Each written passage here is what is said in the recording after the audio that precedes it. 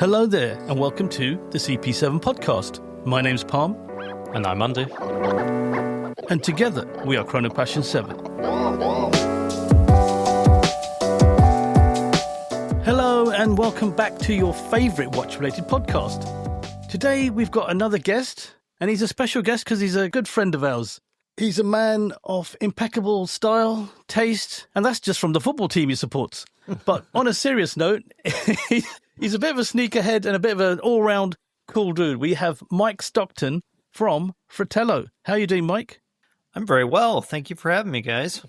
Great to have you on, Mike. Before we get into any burning questions, the first real question we need to ask is, what's on the wrist today? What are you wearing, Mike? Ooh, I've actually worn the same watch for 4 days in a row now. I'm wearing... Is it Speedy? No, I'm not. I'm sinning. But no, I'm wearing my Rolex Explorer 1016 from 1989. So it's one of the last years they made this watch. And yeah, hadn't worn it in a long, long time. And I've now been wearing it for almost a week straight. So Nice. I think the Explorer can easily be a one and done. There's a whole show about that, actually. yeah, it sort of has that reputation. And if you go on Eric Wynn's website ever looking at his watches for sale, he always says that the 1016, for whatever reason, is one of the most requested watches he gets from people who are looking to buy. So yeah, it has its fans. Obviously, as a 36 millimeter watch, it needs to work for someone's wrist. But as I always say, 36 millimeters worked for pretty much everybody up until the days of Panerai, didn't they? So Yeah. Great watch. Beautiful thank watch. you. Thanks. So, Palm, over to you.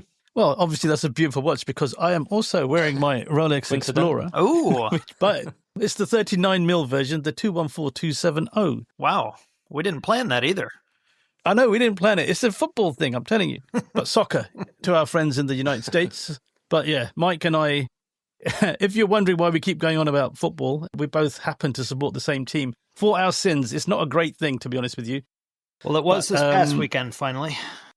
It was finally, yes, we actually had something to shout about, something to cheer about. Yeah. But yes, that's what I've got. My wrist, 39mm. I got this from my wife as a special birthday present on a milestone birthday. Wow.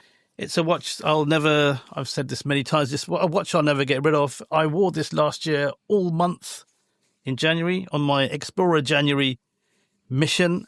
And yeah, it's a watch that I just never get bored of. You put it on and I can understand 4 days. This is probably going to stay on for a week now because it's just one of those watches that just won't go off the wrist. Oh, it's great. Great pick. So, Andy, Yeah, care to tell us what you've got on your wrist? Yeah, I apologise. I'm breaking the Rolex. Explorer? Unfortunately not. I could have gone Submariner. I recently picked up a Tudor Submariner, which I am loving at the moment, the 76-100, but that is not what I'm wearing. I'm wearing an Oak and Oscar, the Atwood. It's not my personal watch. It's in for review. I have the classic Panda dial with the black and orange details. Really cool little piece, 39mm, 12.9mm in depth. A great watch. I won't give too much away because I know, Palm, it'd be heading your direction, and then we can share some combined thoughts on a later show. But yeah, it's a great little piece. Really, really enjoying it, but I am missing the Submariner, to be honest, at the moment. I'm still in the honeymoon period. And it's a Panda Dial, and the ironic thing is that we were going to call our podcast the Panda Dial podcast. But yeah, go on, Mike, sorry. No, I was just going to say the irony here is wild because I was chatting with Chase, the founder of Oak and Oscar, just the other day. Okay. And he copied, it was, I think, Nacho and I on the email. And he said, there's an Atwood in Europe. Would either of you like to see it for a review potentially? And I thought, well, Europe is a pretty big term. And unfortunately, these days, getting a watch from the mainland into the island here can be a bit of a challenge. But I had no idea that it was already in Blighty. So Well, it's in Spain. It's in Spain, though, yeah. I'm in Barcelona. Spain, right? Yeah. Well, But it's making its It'll way. be in Blighty soon.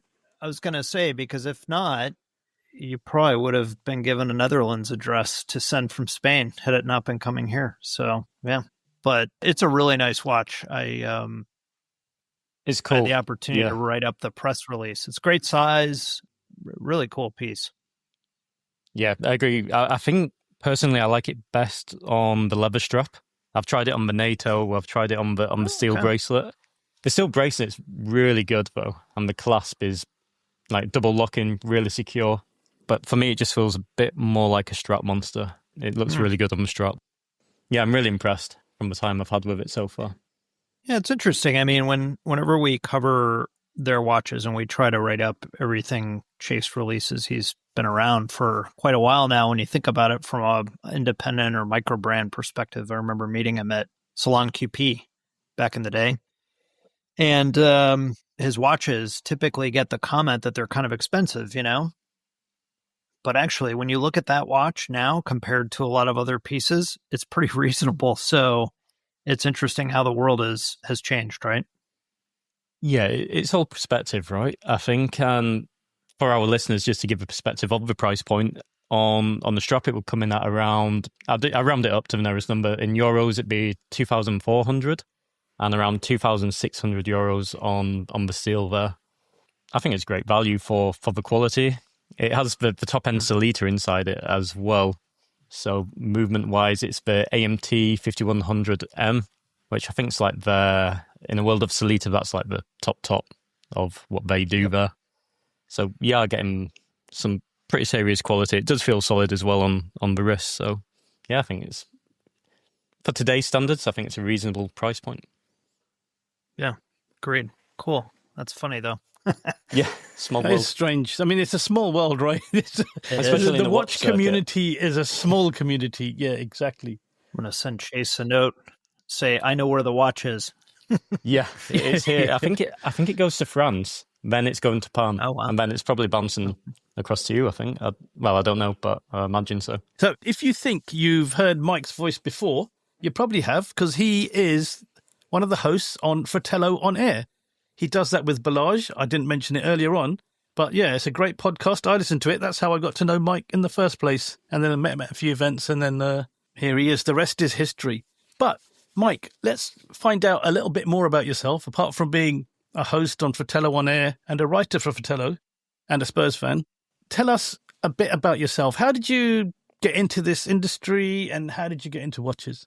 Yeah, sure. So you're right. I am the better looking host of Fratello On Air. I have to make that comment because my younger co-host always likes to talk about how he's better looking. So as you can hear, you can tell from my accent, I'm not English. I'm American, and I've been living in Europe since 2011. So moved to Germany then, met my wife there, and we decided to move over to the UK in August of 2023. So we've been here for about a year and a half now, and absolutely love it. I don't think we'll ever leave. Never or ever is a strong word, but we love it here. And frankly, from a watch perspective, it's been great. Germany was a pretty quiet place regarding watches, so that's been great. And it's been great to meet you guys here and abroad. I always joke, wherever I am watch-wise, I just look around to the nearest bar, and who do I find there? Parm and Andy. So, Well, we find you. Yeah. well, that could be goes too. both That ways. could be too. Yes. Yeah.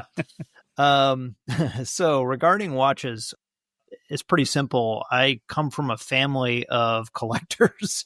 And when I say that, I don't mean professionally, but if I look at actually both sides of my family, whether it was my mom's side, my grandmother owned an antique store and was pretty heavily into glass. And then my dad's side, my grandfather always liked to collect things, whether it was art or different types of antiques. And my dad always liked mechanical items. So whether it was old cars or watches, at a pretty young age, I attended antique shows with him. And I always tell these stories that back in the 80s in the US, much like anywhere, it was just insane to see the Daytonas and Hoyers and things like that literally nobody wanted. A couple $100, and for these manual wind things sitting in piles and showcases, everybody was all about small dress watches then. So anyhow, my dad was not into those chronographs, unfortunately, but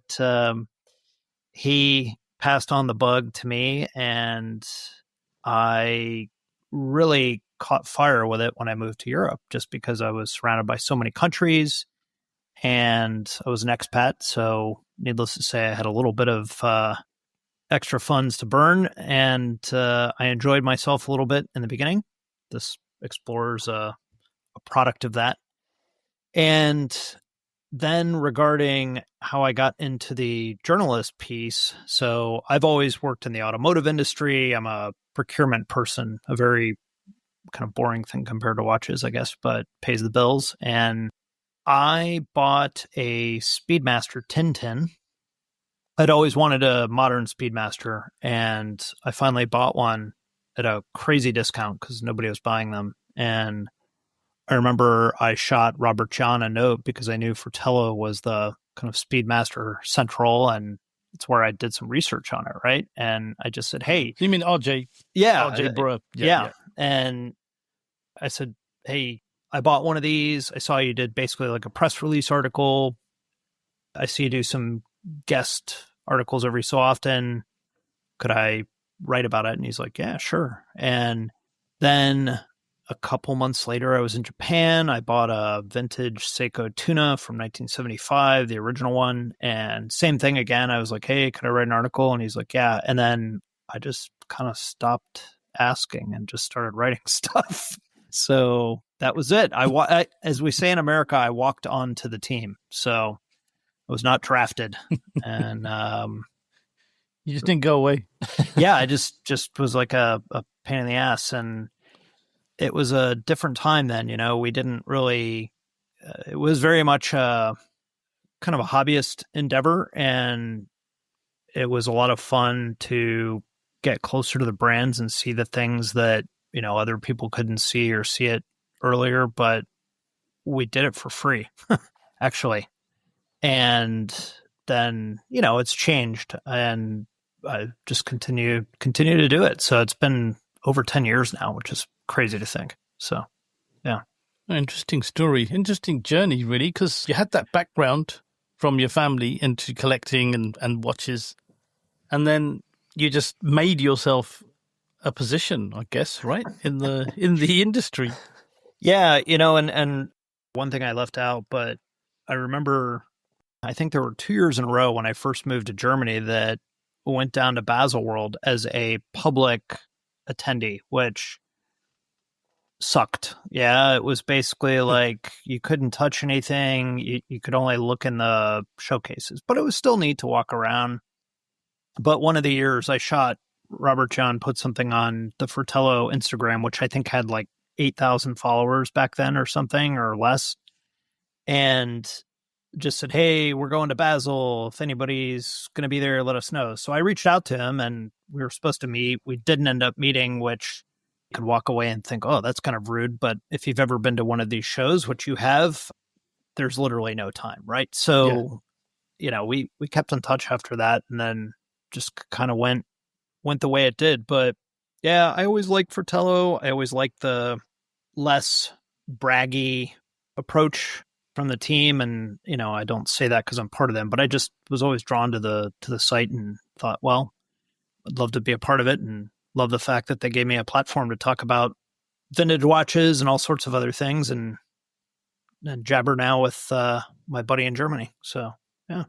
Yeah, how did that start? How did the Fratello On Air start? I mean, you wrote, that's one thing. But... Yeah, it started with RJ and I, actually, and then he kind of quickly got quite busy, and I don't know if it was like 1 week, because Balash was doing another podcast with Fratello, and then we got kind of joined up, and then we just said, all right, we're just going to keep this going. And, like a lot of podcasts, we had our brief periods of non-recording. And I think it was probably about 3 years ago. Oddly, I don't think it was really maybe it was during COVID. I don't think so. It was when a lot of podcasts really cropped up, but we just decided to get more serious about it. And we've been pretty steady with it and having more fun, I would say. Yeah, it's definitely a fun, chilled out, very laid back kind of. I mean, yeah, you've got the most chilled voice in watch podcasting, I have to say. Well, hopefully, if people are struggling to sleep, I help them. So, yeah. No, it's fun. We compared to the other Fratello show, Fratello Talks, we're sort of all over the shop, as it were, with talk about sneakers and talk about the weather, famously or infamously, I should say. We talk about TV. We talk about a lot of current event type or current trends, and then get into the watches. And of course, our focus is very vintage. We do talk about new watches, but we like vintage, and that's where our passion lies. So we can ramble on about that endlessly. Sounds perfect, because that leads coincidentally into my first question. And that would be around the vintage. So the part of the question you've answered, which I was going to ask, was what is it about vintage watches what you like so much? But it sounds obviously like in your past, due to your family's business, that's what first, let's say, ignited that spark. But in current time right now, what is it about the vintage aspect what you love so much? Oh, I guess to give you a two-part answer, I guess first off, I think about, the last time I bought a new Rolex was 2011. Yeah. And I'm not telling you that I wouldn't buy one again, because actually, I say this in a funny way, but compared to a lot of brands, I still think Rolex is semi-reasonable. But the prices for new watches these days they're really high. And I still see so much value out there with vintage. Of course, it comes with its challenges and the possibility of needing to get something serviced or finding parts. But I like that there's history usually with these pieces. Now being in the UK, weirdly, I've really, really been drawn to things like 9-karat gold watches, which of course historically were quite a big deal here, especially for work anniversaries or retirements, engraved backs and things. And they just fascinate me. And I've really been exposed to a whole new subset of watches and collectors over here. Got me into things that I wasn't into before, smaller watches from the 40s and 50s. I mean, Andy, I think when we saw each other in Geneva, you were wearing a very small watch, and it's possibly a Rolex, wasn't it? Yeah. Was that the bubble back, which I had, or pre-bubble back? It was. Yeah, the radioactive one, right? Yes. And these are watches that I just never would have considered before, size-wise, and didn't have the knowledge. And not to say that I've got it perfectly today, but yeah, I love the stories. I love finding new rabbit holes to go down, and yeah, I still think the value is great. And I just it's tough for me to find value in something that's being made by the truckload today that has this perceived scarcity. Doesn't mean that I'm against new watches or anything. For me personally, I enjoy the thrill of the hunt for something that I'm not going to see on somebody else's wrist. Yeah, of course, I resonate with that a lot, being a vintage guy myself. It makes me think of my dad a little bit. So my dad with cars, so switching to cars really quickly, he'd never buy a brand new car.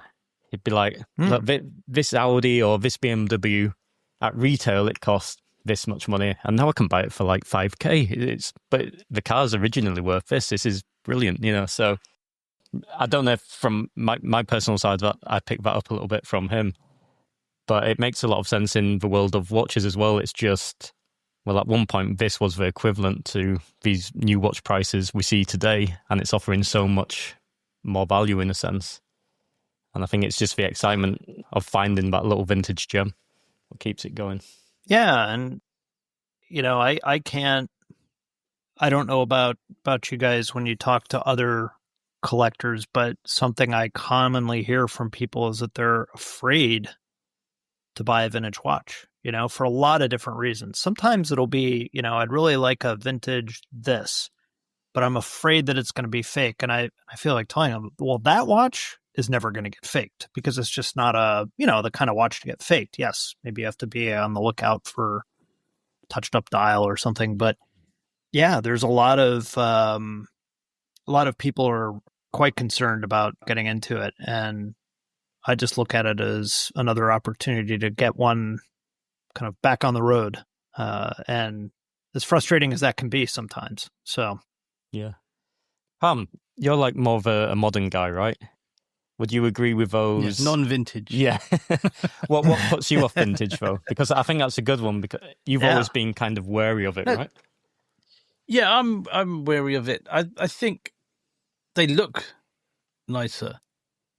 But then I think modern watches, as things progress and evolve technology-wise, they look different. They don't look worse.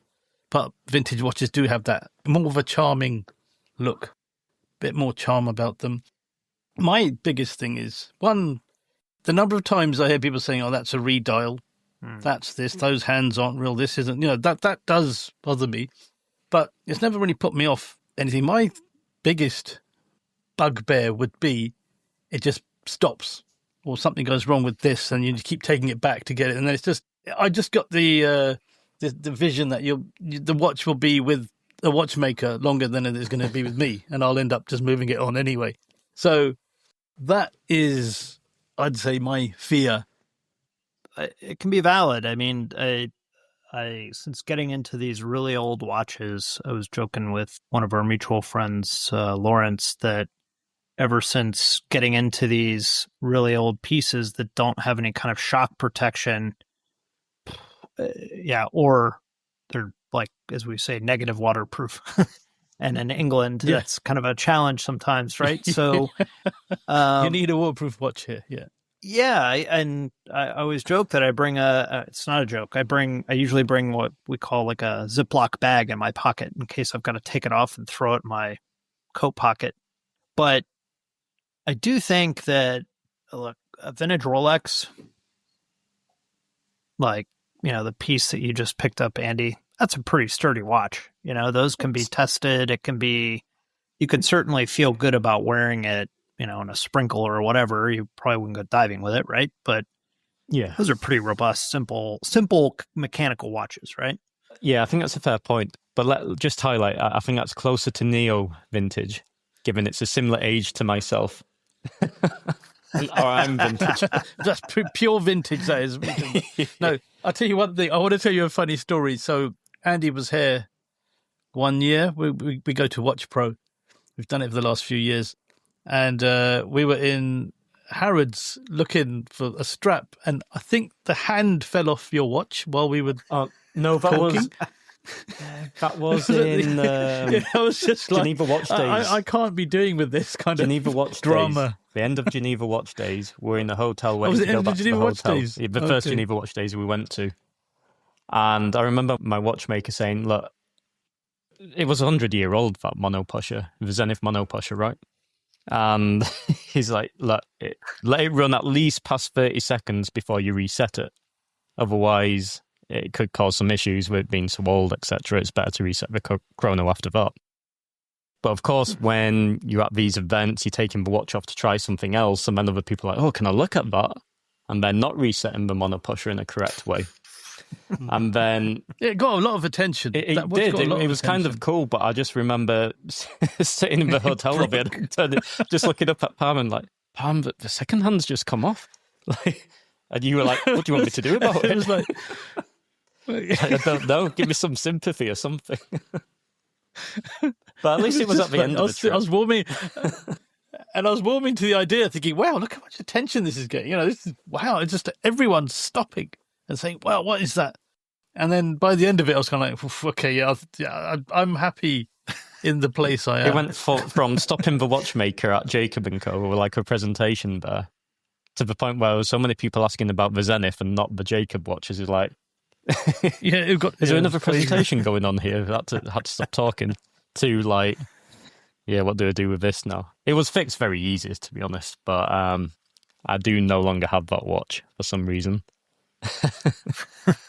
I think 100 years old, for me, it's a little unwearable due to these things. But Yeah. That is Delicate. another thing, though, right? Sorry, the chase. You talk about the chase. Is it like a never fulfilling prophecy? You have to keep going for that next piece. Yeah, I mean the people I hang out with, whether in person or online, and I've been in one group for probably 10, 12 years, kind of a private group with some folks who are fairly well known, and we're all addicts, and we're not recovering addicts. No, We you're happy. enjoy being addicts. Happily addicted. Yeah, I my budgets change up and down, but I think, and I don't know how you feel about this, Andy, but I collect a variety of brands. Sometimes it's movement, sometimes it's style, whatever, but I get as much satisfaction sometimes out of landing, something for 100 pounds as I do something that's several thousand, and that's the part that will always probably be alive in terms of that hunt. So, yeah, I think I agree with that. The nice part about finding something more affordable is it feels more justifying.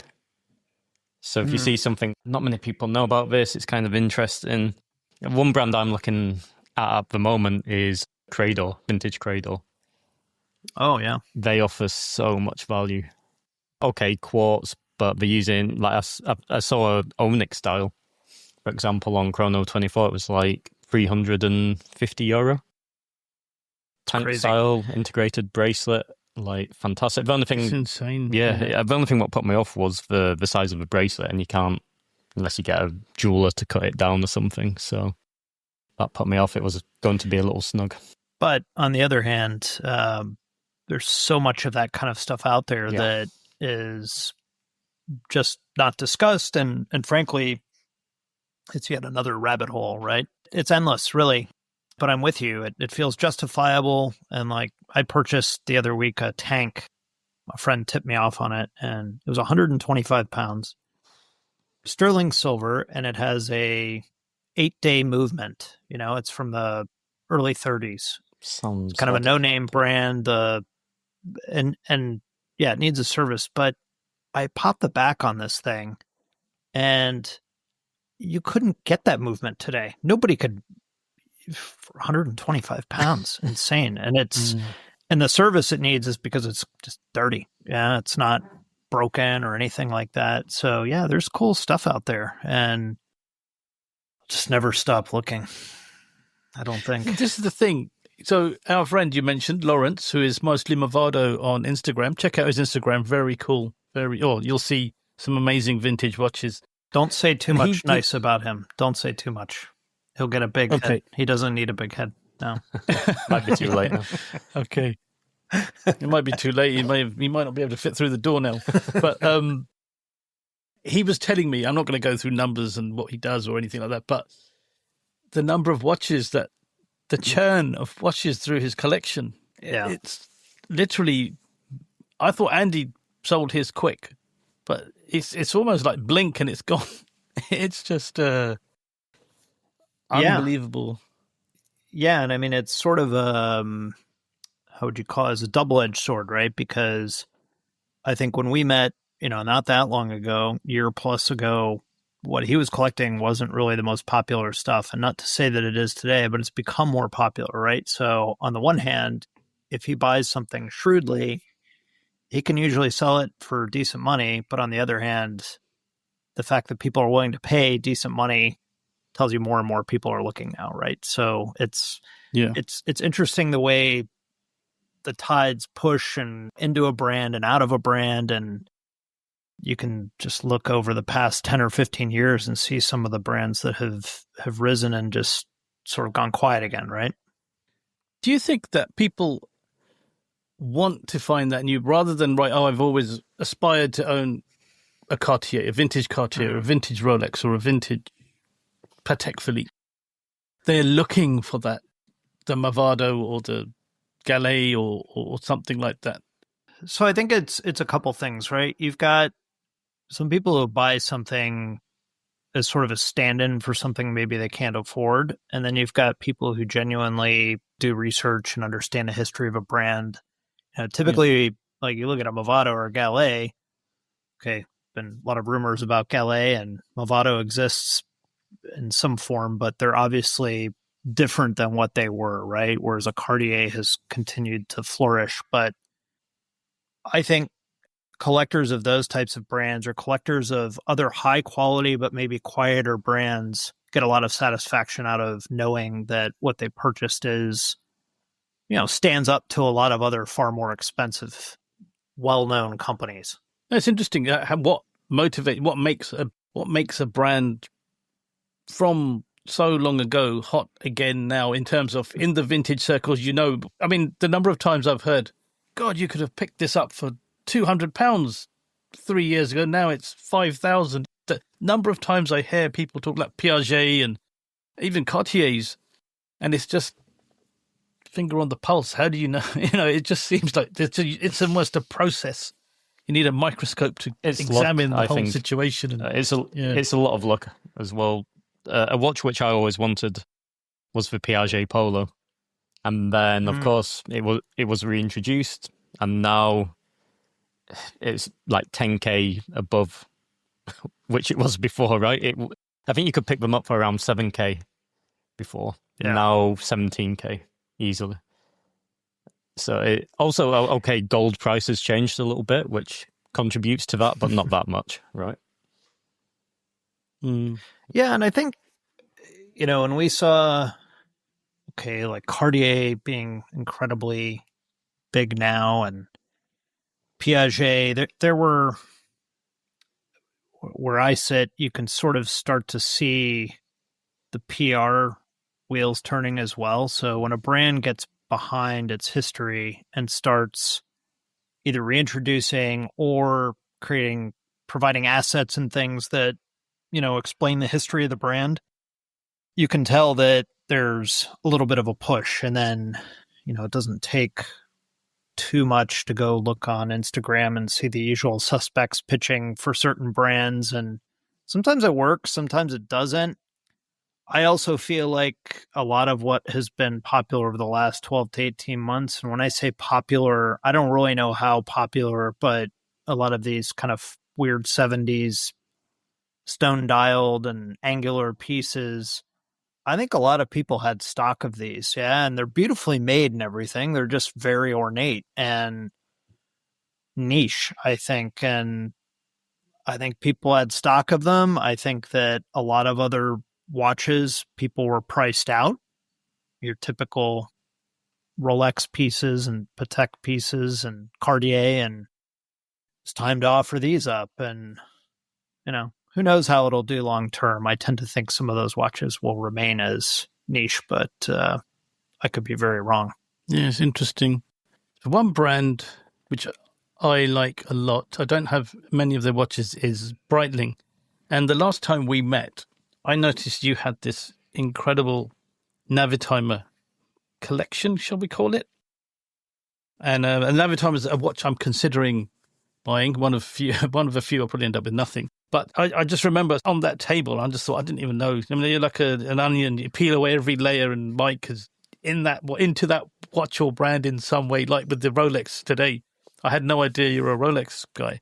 What is it about the Navitimer that you think? Is it the look or the history and the brand Breitling? Because, like I say, Breitling's becoming heavily involved in rejuvenating older brands. Yeah. They will be in the future.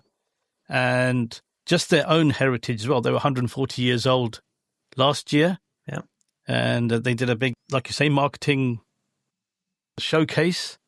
And the Navitimer is that's their A game. And what is it about that watch and the brand Breitling that appealed to you? Well, I think the Navitimer, when I think of Breitling, if you really think about their model, that's the one that always stood out to me. And maybe today in 2025, it's not as dominant across the collection because they do have, pieces like the Chronomat and others that are are quite popular, but historically speaking, the Navitimer was such a game-changing watch with the slide rule and basically no bezel, essentially. It's just this massive dial, and it's such a big watch. So yeah, I think just a pivotal piece for them that, when people thought of Breitling, they thought of the Navitimer. The vintage ones, when George Kern came in to Breitling, and of course, Fred Mandelbaum, who's a really good friend, became involved with them. There was a huge focus on the history of the brand, and they achieved a lot as a watch brand. They were really side by side in a lot of plane related or even space related feats. Yeah, space as well. Yeah, so a lot of people really don't know. When you look at their catalog, and geez, you've got, you see, you have the Navitimer book there. You have the premiere story as well. I see in the background there, Parm. But that was a freebie. The Navitimer one I bought, but the premiere story was a freebie at a 140th event in London. It's amazing. If you look through that, most people wouldn't even recognize those as Breitling because they think of the Navitimer, but they made some chronographs they're stunning. They look kind of like a Patek Philippe or something. They're just beautiful. Yeah. But regarding the Navitimer itself, it's a cool watch. It is a really delicate watch. Oh, really? Vintage or just the vintage one? No, the modern one is great. The vintage ones they're not waterproof at all, and most of them have a lot of staining and things like that. But they're fabulous. Massive wrist presence, obviously. So I don't know, Andy, you don't have one of those, do you? Not yet. Watch this space. But where would you start with that? Where would you start in collecting Navitimers? Because I can't tell which one's which. my eye is not trained enough to be able to pick out. I can see a cosmonaut. I can see the AOPO logo, the winged logo. These are the little things that I would, as the enthusiast, would pick up on. Yeah, I mean, I think that they're really the Navitimer story, that book that you have there that Fred helped create, is a really good guide. And you're right, there are a lot of specifics. They changed bezel, they changed the number of notches on the bezel, they changed the size of the subdials, and there are all kinds of models that existed for 1 year. Like I have a weird transitional piece that when they moved from the all black dial to the reverse panda, and if you didn't know what you were looking at, you'd think, well, somebody just switched the bezel, right? So personally, I think the most approachable models are the twin jet 806s. These are, at some point, I think Miles Davis wore one, and they're pretty cool. I personally like the all blacks. I have one that came from one of the Fratello colleagues, and funny story, he used to own a shop in The Hague that sold watches, and he was an AD for a number of brands like Zen and others before they became larger. And he used to take watches in on trade, and this all black Navitimer, which I think is from 1959, came in, and it's mint. It's perfect. You could shave with the case. It's that sharp. But it sat in his showcase for years, and nobody cared. Nobody cared. Yeah. When I turned 40, I said, I want to buy that watch, and he sold it to me. So it was cool, but they went up pretty heavily, and they've come back down to where they're kind of, Andy, this is where, modern versus new, I struggle, but okay, if you want any water resistance, you got to go new. So, yeah. Even the new ones aren't that. It's the Zen that do it better. Their new 903 is actually the proper water-resistant one. Even the modern ones, I think they're about 50 or something. They're not. Yeah, I mean, there's nothing much to them. That's enough. You'd be okay in the rain, right? I think it's better than rain. Yeah, with vintage, if it's not even tested, rain resistant. What's written on the dial really doesn't mean a thing. To be fair, yeah, you're not going scuba diving in that watch, Parm. Yeah, exactly. No? That. Okay, damn. Could you go vintage Breitling, Palm? I'd love to see you get into vintage. I don't know if it's ever going to happen. I know Andy's been trying. This is for the listeners. Andy's been trying so hard. He's been like, it doesn't getting work. quite. It doesn't seem to work yet. heated at times, but it's just I'm quite a laid back guy most of the time. I don't like running around if I don't have to. So, and then, like I say, running backwards and forwards to a watch.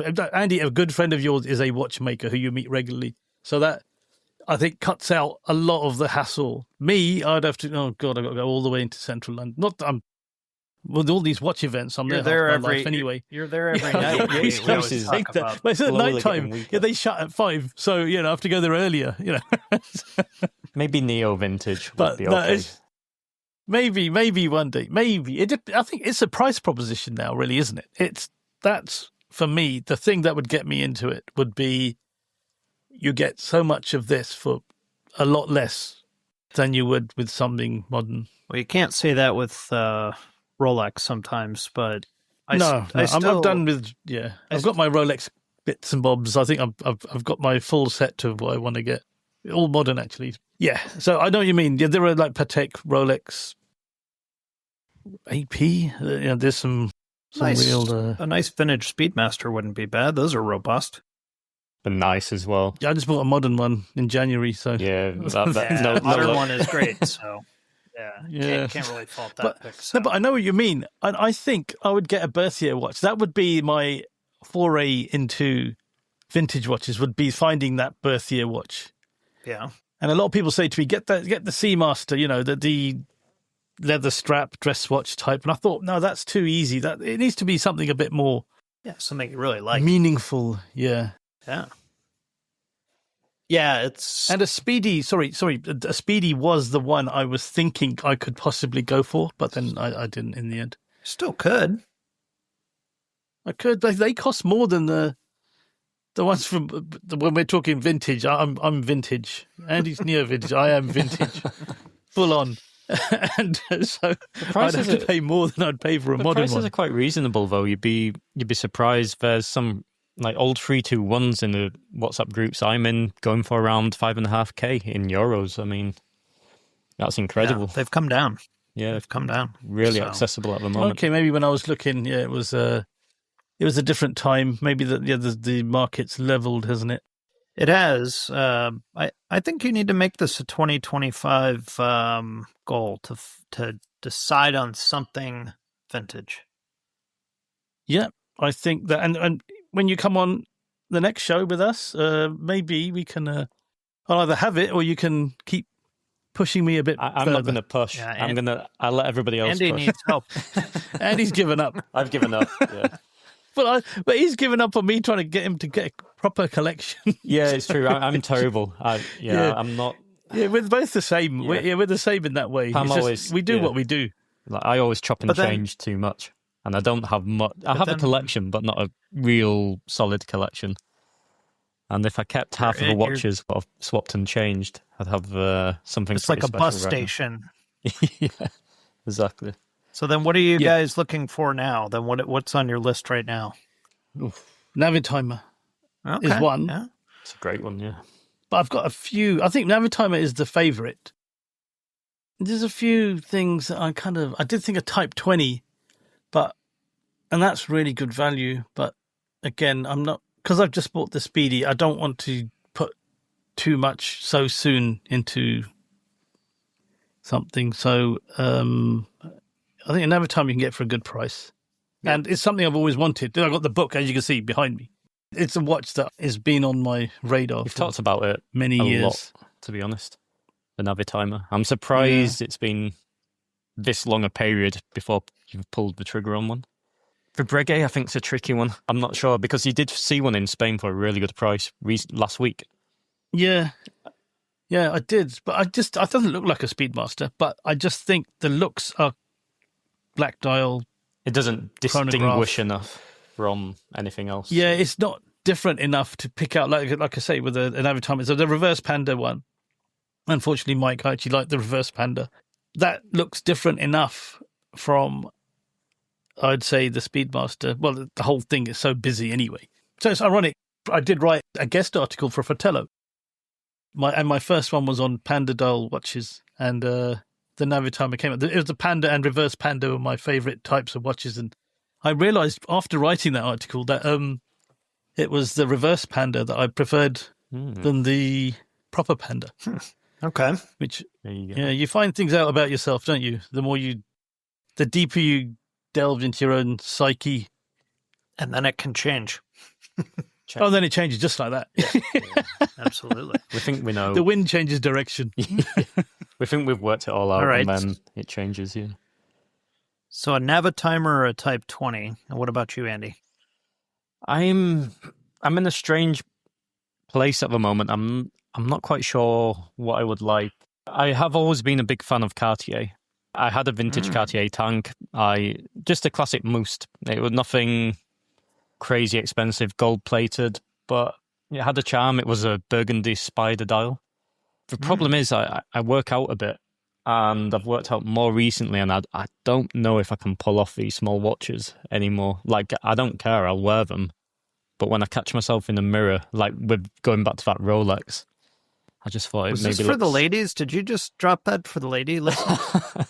check the show notes. I'll tell you, Andy's getting bigger. He's been working out harder. This is the wrong time to get smaller watches. You need to get the big, the Panerais and the. But I was thinking the chunky monkeys. The Cartier, the Rondi or Ronda, in 36, just the classic quartz. A good friend of ours said, try it first. You might find the dial a little bit plain. But then the dial's just exactly the same as a Cartier Tank Solo, just in a round form factor. But I think they look quite cool, put on a nice strap. Something like this. So again, that's not true vintage or anything like that. If we're talking vintage, one watch I have had my eye on is the Oya calculator. I think they're quite cool. That's a big watch there. Yeah. That'll be good. Yeah, it's maybe more fitting. Or Panerai, of course. But that'd be modern. I love the submersibles and the crisp white dial. Yeah. So that's where I'm at. Yeah, the small ones, I think we need to avoid those now, in my opinion. Apart from my granddad's watch, because you touched on it earlier. Yeah, I mean, well, the 9-carat gold watches. That's a different. Yeah, that's one of those. So, but that's like 32 diameter or something. It's all right in the suit. Yeah. Okay, so Mike, I'm going to flip that question onto yourself, and not on what watch you. Is there a brand that you haven't connected with yet that you would aspire to today?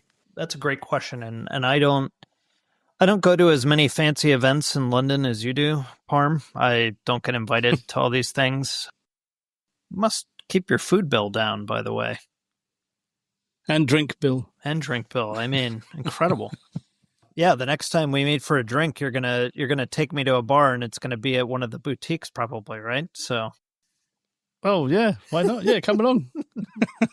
I was saying, and I don't know if it would be modern or vintage, but one brand that I don't own that I would like to own is a Vacheron.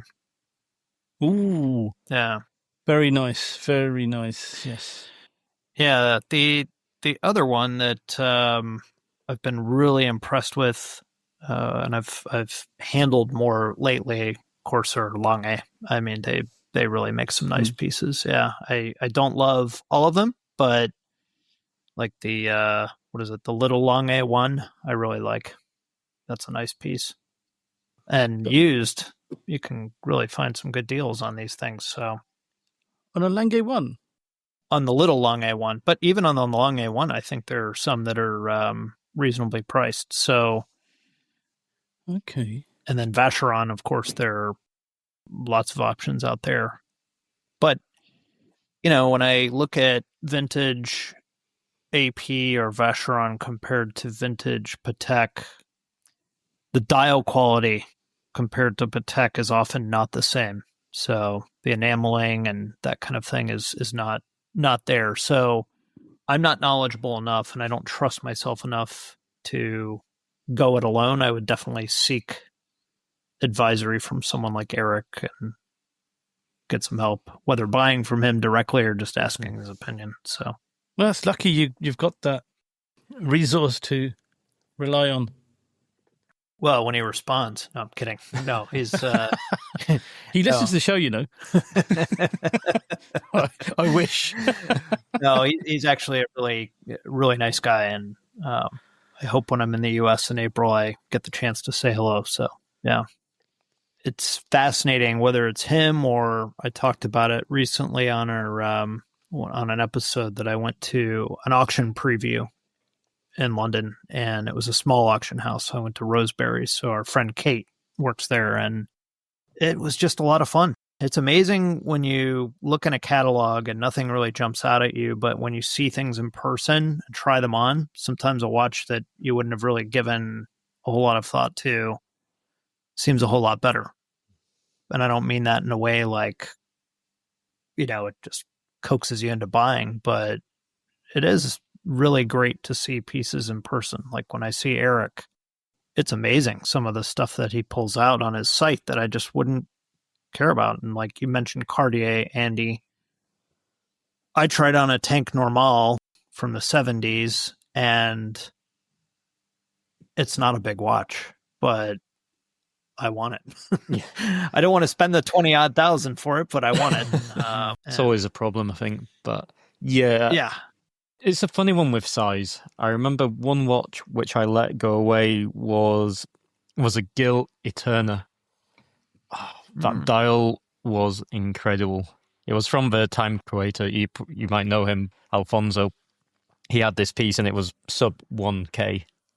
And I mean, it was so nice. But the size, it was sitting around 29 millimeters, something like this. Yeah. And I was showing it it was at a Red Bar event, and I was showing all the guys, like, what do you think to this? And they're like, it's too small. Like, look at you and look at the watches. Only, and I think a lesson what I learned, if you like something, don't listen to other people sometimes. Okay, it is on the small size, but for the price point to get a gilt Eterna, it was a bargain, and I let that one go. I haven't rested with myself for that one, but I forgave myself. But yeah, sometimes you've got to try things, and if you like it, as long as you like it when you look at the wrist, it doesn't really matter if it looks too small or too big, I'd say. As long as you vibe with totally. it. Yeah. Totally agree. And a 29 on one watch and a 29 on another could fit very differently, can't they?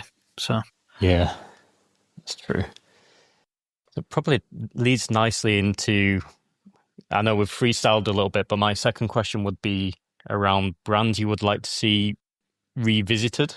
So that could be a brand what's vintage, which is no longer, or it could be a brand still around that you would really like to shake up and get them back to where they need to be.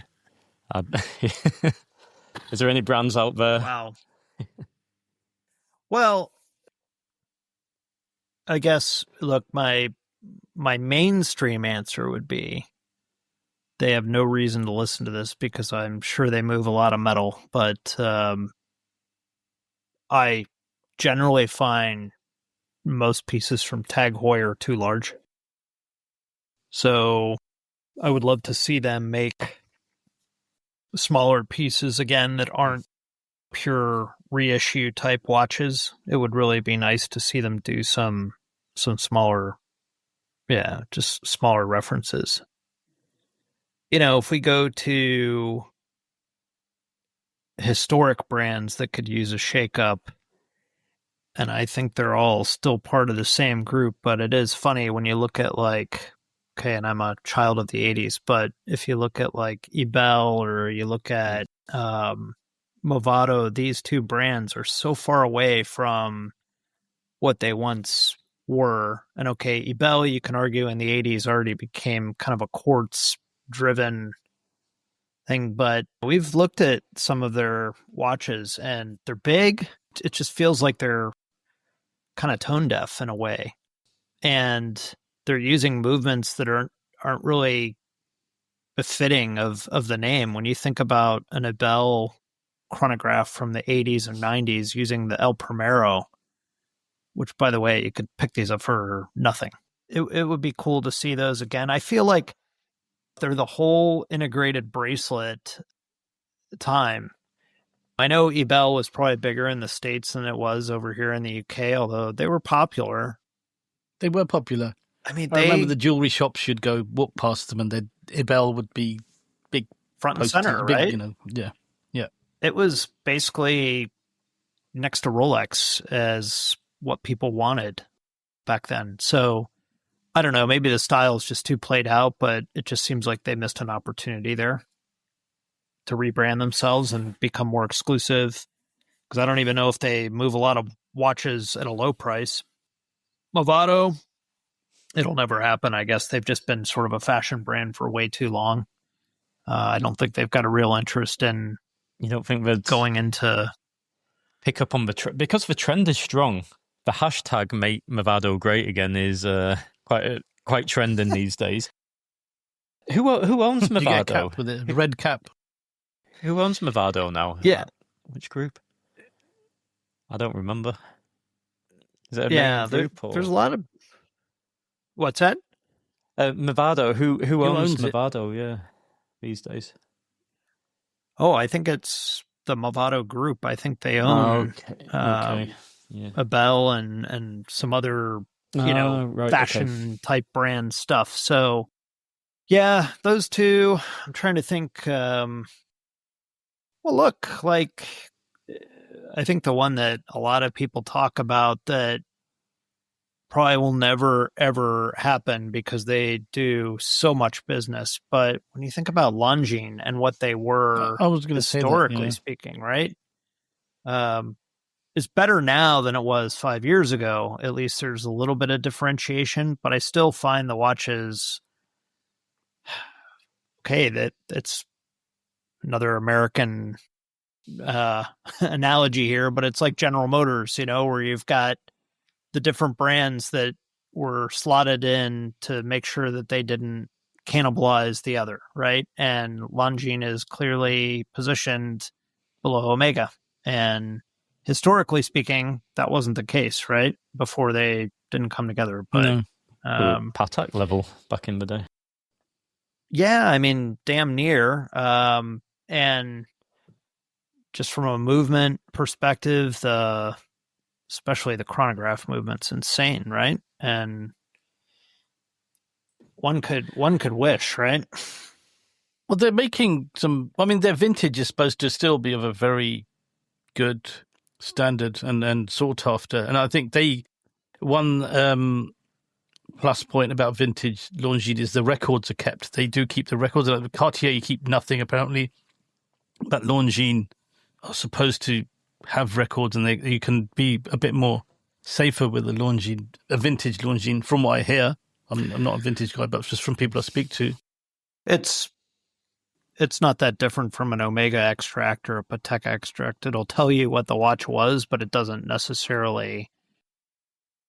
Now, I did send something in an Longines, and they told me when the watch was made, but they said that the dial is not correct for that. So they told me that. there you go. But yeah, so that was kind of interesting. But the vintage Longines collectors are quite a special group of folks. It's one of the most historic kind of collector groups, and I know some great people in there, but for whatever reason, they have a reputation of being a little bit exclusive. So I see. Okay. Yeah. An esoteric. Bit of an old guard. Yeah. Right. Okay. So. Well, they've got Henry Cavill now is their poster boy. So. Oh, wow. Okay. For modern Longines. So maybe they're Superman. They're trying a marketing push now. Yeah. Former Superman and the Man from U.N.C.L.E. and I don't many other ones. I don't think they have a problem selling them, to be honest. They sell very well in Asia. Yeah, it's a big brand, very big brand. So, yeah, but they're not at that level. They're a good entry level, I would say, at the moment. Would you not agree? They're not, like you say, the vintage is very well respected. There's a they sell secret society. They sell a lot of watches to people who don't like watches. And I mean that in the best possible way. Like somebody says, I want to buy a nice watch that I can wear to the office and it's a watch I can feel proud of. It's a Longines. That's kind of, seems to be a famous name. They've been around forever. So it's like a gateway watch brand, unfortunately now. As before it was something to aspire to own. I'd say now I want a luxury watch. It's my first time buying something that it's a Longines or it's a Tag. They're your kind of brands what have been painted with that brush, unfortunately. And I don't think they deserve to be. They need to do something different so that they're not. But unfortunately, that's where they have been positioned within the market, I'd say, at the moment.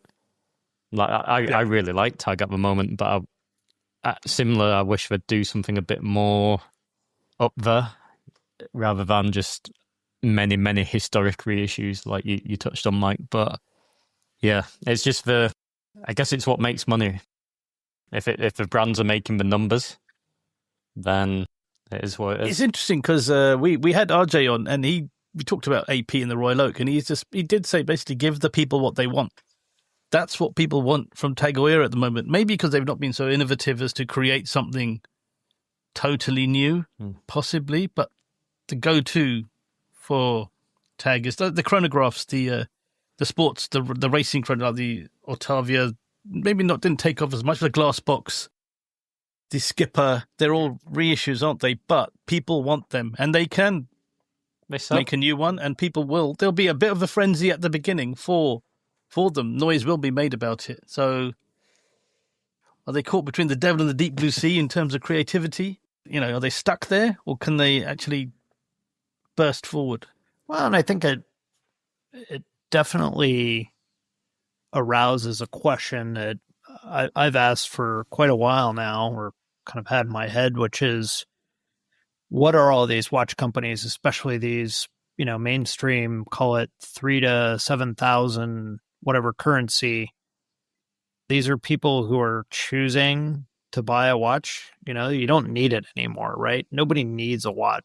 And therefore, is it because it's a product that's sort of outdated, is it going to be more prone from here on out to looking backwards in terms of the style? I don't know, but we know that watch companies, like, they need to tell a story, right, when they're introducing a watch, and they generally draw on history or an actor or whatever, but history is a big one, and a brand like Tag Heuer clearly is going to draw on its racing history. So I guess with that, the styling is probably always going to lean on it. So yeah, especially now with the Formula One. Oh yeah, takeover. Yeah, it'll be interesting. I was very surprised, honestly, after the collaboration they did last year with Kith, the Formula One, that the latest Formula Ones that have been shown are not kind of a modern version, like a larger version of that style. I was really hoping. I grew up with that watch and was kind of hoping there'd be like a 38 or 40 or something. Did you own one? I do own one. Yeah, I got one when I was in middle school, I want to say, from my aunt. So, oh wow, yeah, and it still runs and everything. It's not all dilapidated like a lot of them. It has that, the glowing dial, and it's a cool watch. It's, for many years, it looked positively petite, and now it's sort of hip again. But yeah, it's a cool watch. Yeah, it really is. Yeah, they're neat. They're, like I say, of a time, and I think it would have been a cool opportunity for them to do a modern, larger version. I think they still can. I think it's just this new wave. They're all chronographs, aren't they? Yeah, I believe. Yeah. So the other ones, the ones you're talking about, weren't. I used to own one many moons ago. It broke. The new ones, when I checked them out, I thought, I'm hoping they're still planning to do something. Just drop the Kith versions without Kith written on them onto the watch buying public. Yeah, I don't know. I'm like you. I'm hopeful. I think we'll see in April. Yeah. We'll see you there. So. Yeah. Yeah. We're at Watches and Wonders. Yeah. You guys going to be there? Nice. So we'll see you in the usual places. Very cool. The bar.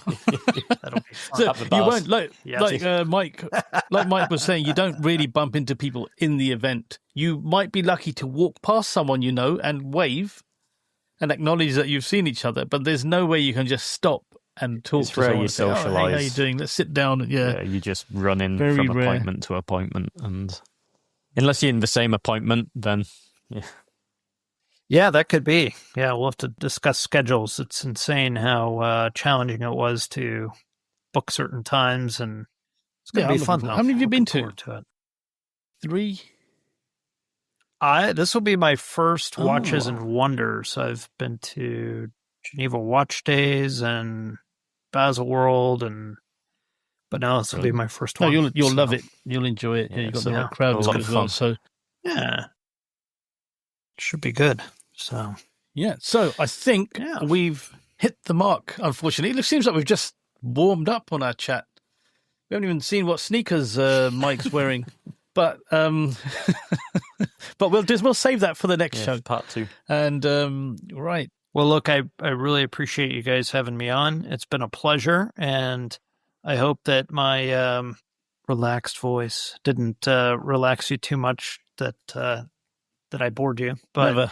no, I will look forward to seeing you both in person, and thank you so much. No, again. thanks for joining us, Mike. And again, you are welcome on the show anytime you want. We'd love to have you back on. Absolutely. Echoing the same as Pam. An absolute pleasure, Mike. Thank you so much for joining us. I'll do the classic sign-off. We've not plugged the website for the whole of the show. So to see the all whole of these show. watches we have discussed, which I now need to try and remember to put in the show notes, you need to visit our website, which is www.chronopassion7, as in the number 7.com. There you'll find all of the show notes so you get the best possible audio-visual experience. So with that being said, I will sign off and do the classic hasta luego and adios from Barcelona. And I'll speak to you all on the next one. And obviously, because these are all vintage watches, the pictures will always be in black and white on our show notes for this show. But no, seriously, do check out the show notes. There's going to be some really incredible pieces that we've been talking about. And Mike, you want to say goodbye to the listeners? I will. I'll say my normal Fratello On Air goodbye. But again, thank you so much, and thanks to the listeners. And with that, Mike is out. Mike is out from London town. And also from London, from me, it is Toodle Pip and laters. And we'll see you, and you'll hear us, in the next one.